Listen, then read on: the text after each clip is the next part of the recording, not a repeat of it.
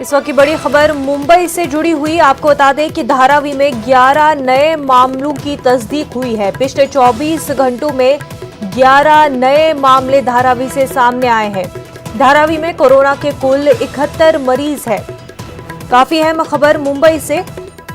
लगातार corona positive cases की तादाद बढ़ती ही जा रही है। वहीं धारावी में 11 नए मामले सामने आए हैं। पिछले 24 घंटे में 11 नए मामले सामने आए हैं और इस तरह से धारावी में कोरोना के कुल 71 मरीज हैं। आपको बता दें धारावी एशिया का सबसे बड़ा स्लम माना जाता है और क्योंकि वहां पर पॉपुलेशन डेंसिटी बहुत ज्यादा है और इसी के चलते धारावी में लगातार कोरोना मरीजों की तादाद बढ़ती ही जा रही है। पिछले 24 घंटों की बात करें तो 11 नए मरीज पॉजिटिव केसेस सामने आए हैं और कुल 71 मरीज है कोरोना के धारावी में।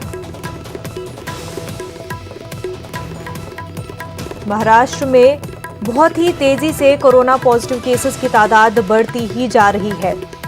इसी के चलते धारावी से बड़ी खबर। धारावी में 11 नए मामले सामने आए हैं। 24 घंटों में धारावी से 11 नए मामले सामने आए हैं और उसी के साथ कुल 71 केसेस सामने आए हैं धारावी से।